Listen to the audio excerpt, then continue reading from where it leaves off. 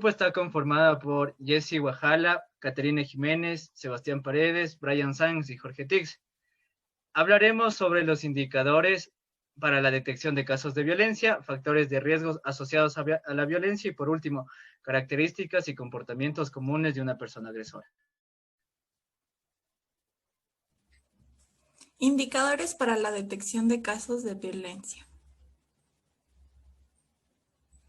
Como primer punto, les hablaré sobre los indicadores generales en niños, niñas y adolescentes que han sido víctimas de violencia. Lo primero que se debe identificar son los signos físicos evidentes, como lo son las marcas en el cuerpo, como lo son las heridas, los moretones, las mordeduras, quemaduras, entre otros, que se pueden ver tanto en partes como la boca, las extremidades o dedos. También las lesiones, las fracturas, sin explicación coherente. Por ejemplo, cuando nos dice una víctima que se cayó de las escaleras y tiene moretones en su rostro. Ya los problemas de salud frecuentes, como dolores abdominales, enuresis o encopresis.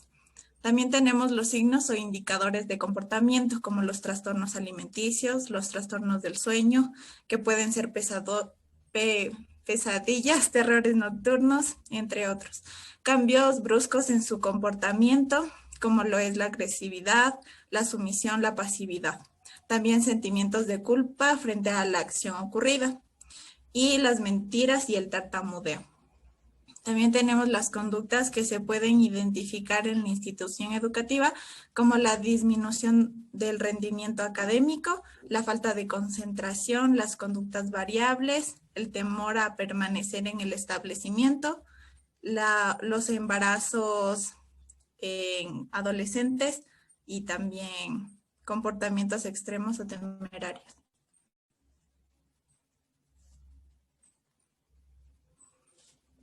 Ya. Tenemos los indicadores específicos de la violencia sexual, como lo son que los niños, niñas o adolescentes realizan dibujos con contenido sexual. También tienen temor o miedo hacia una persona en especial.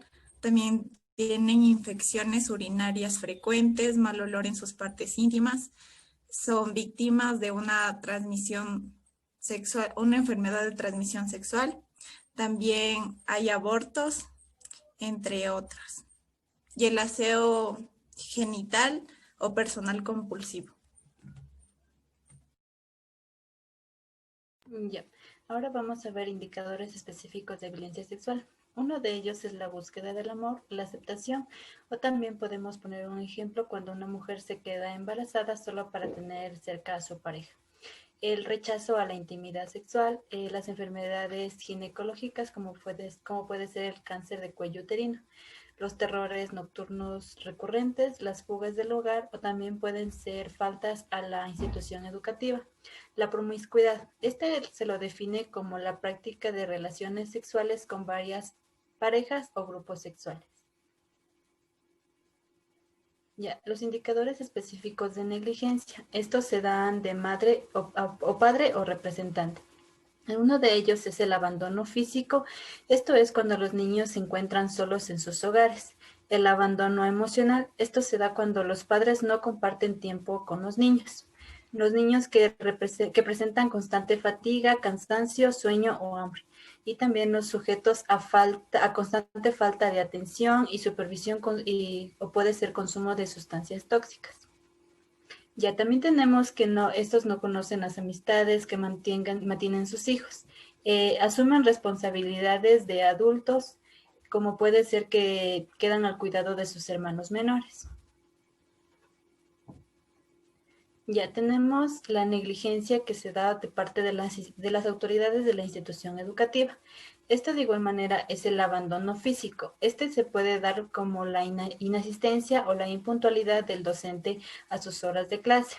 No cuentan con adecuada retroalimentación por parte del docente, ya que el niño puede presentar bajas calificaciones o necesidades educativas.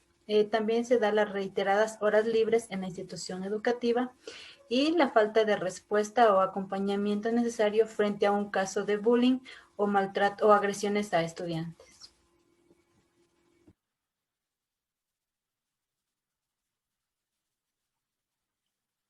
Bien, también hablaremos acerca de los indicadores específicos de víctimas de violencia, pero en este caso menores de 5 años. A nivel físico se presenta constantes dolores de cabeza, además también de la enuresis, que es obviamente la incontinencia urinaria, la incoherencia de incontinencia fecal. También tenemos los parálisis del sueño, los trastornos del sueño, que es muy frecuente en estos niños menores de 5 años, además del maltrato ejercido por la presencia de moretones.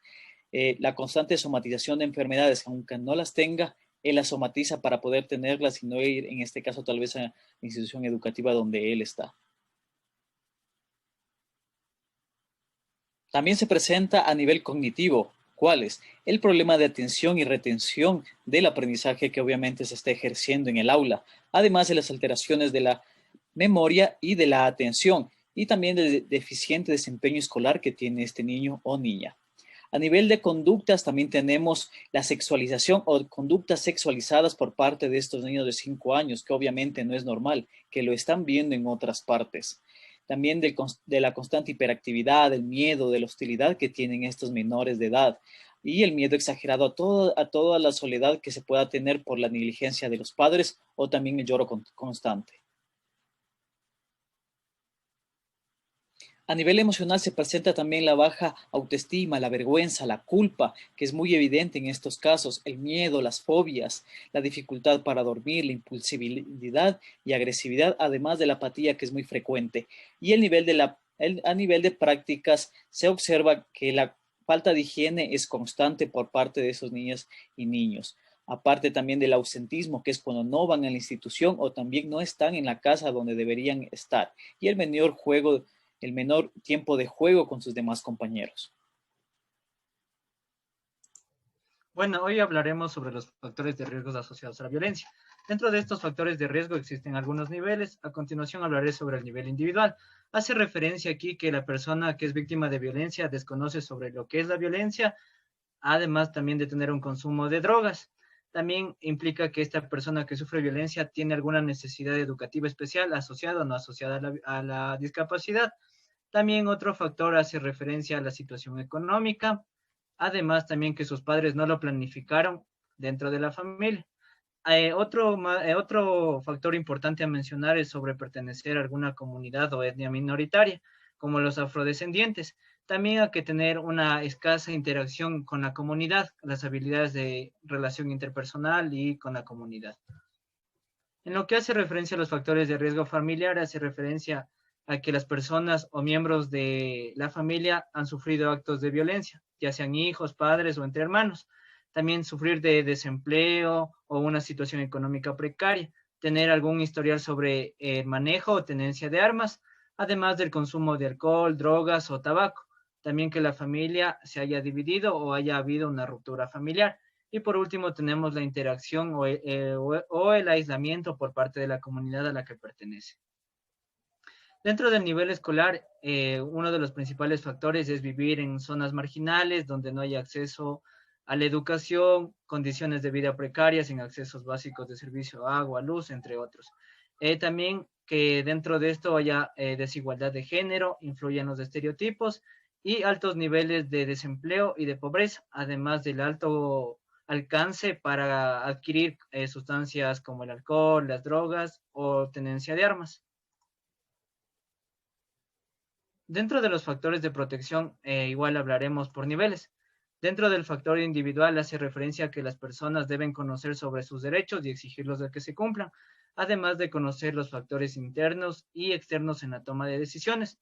También fomentar contextos o entornos donde puedan comunicarse con mayor facilidad y tener conocimiento sobre la educación integral sexual para prevenir actos de violencia sexual o de violencia. A nivel familiar, hace referencia aquí que la comunidad de la familia o el entorno familiar debe comunicarse fácilmente, debe relacionarse y participar en actividades extracurriculares. Estas actividades extracurriculares hace referencia a las prácticas deportivas, a la interacción que tengan entre toda la comunidad, además de fomentar un diálogo y también la participación de todos en la toma de decisiones y en la fomentación de la comunicación asertiva.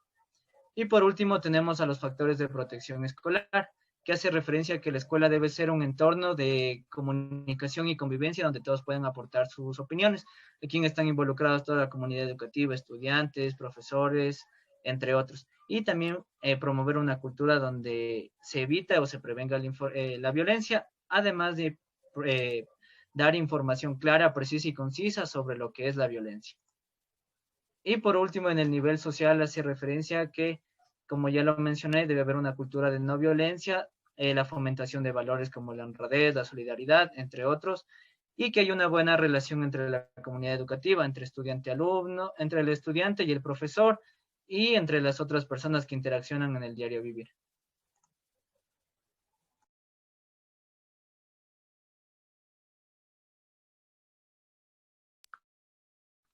Listo. Último punto de exposición tenemos a las características y comportamientos comunes de las personas agresoras.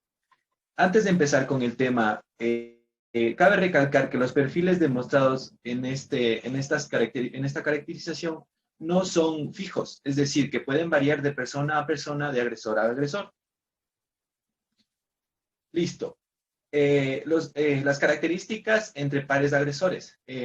Al referirnos entre pares agresores, queremos decir que son casos que se da entre niños y niñas y entre adolescentes. Esto quiere decir que es entre pares. Listo.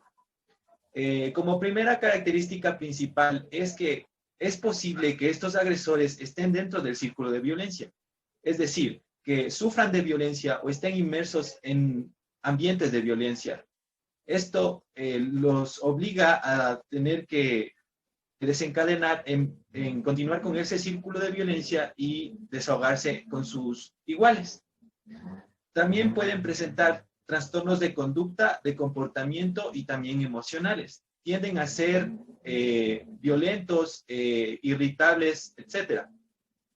También tienen poca capacidad de manejar sus emociones, de manejar sus sentimientos y sobre todo siempre suelen ser más fuertes que sus víctimas en el ámbito físico.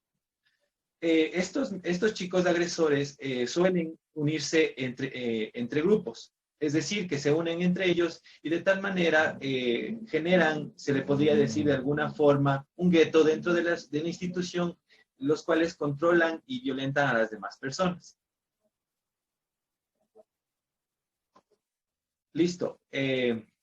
Entre las características que tenemos entre las personas adultas agresoras, esto nos quiere decir que hay agresión o violencia entre una persona adulta hacia otra persona adulta o de una persona adulta a un menor o a un adolescente.